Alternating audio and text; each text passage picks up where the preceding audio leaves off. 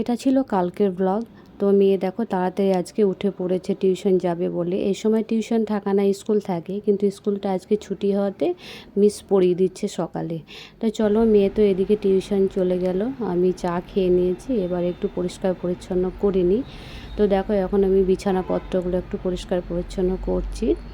আর আমাকে এই সব কাজগুলো না সকালে ভীষণ তাড়াহুড়ো করে করতে হয়।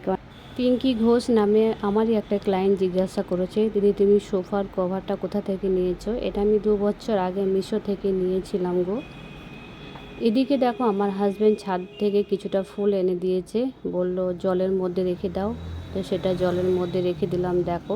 তো আমার তো সমস্ত কাজ হয়ে গেছে, চলো এবার স্নানটা সেরে নিই। এদিকে আমি রেডি হয়ে নিচে চলে এসেছি। দেখো একটা ক্লায়েন্ট ভ্যাকসিন করবে, সেই জন্য আমাকে ফোন করে ডাকা হলো। তো আমার এই ক্লায়েন্টটা এসেছিলো কালকে, কিন্তু এতটুকু টাইম বের করতে পারিনি ভ্যাকসিন করার জন্য, তাকে আজকে টাইম দেওয়া হয়েছিল। তো চলে এসেছে। তো ভ্যাকসিনটা আমার হয়ে গেল, আর এখন দুদিন একটু চাপের মধ্যে আছি, যেহেতু 7 তারিখে একটা বিয়ের ডেট আছে, তার জন্য একটু ভিড়ভাট্টা আছে। আর এদিকে দেখো এখন 1টা মতো বাজে, আমি চলে এলাম রুমে, আর মেয়েও টিউশন থেকে চলে এসেছে। তো মেয়ে বললো যে মা পাঁপড় ভাজো, তো পাঁপড় ভাজতে শুরু করে দিয়েছি দেখো। এবার আমি খাবারটা রেডি করে নেব, তারপর আমার হাজব্যান্ডকে ডেকে একটু খাওয়া দাওয়াটা সেরে নেব। তো আবার খাওয়া দাওয়া করে একটু রেস্ট নিতে হবে, 4টা থেকে আবার একটা ফেসিয়াল আছে। তো এই যে দেখো আমার পাঁপড় ভাজা হয়ে গেছে, তা চলো খাওয়া দাওয়াটা সেরে নিই।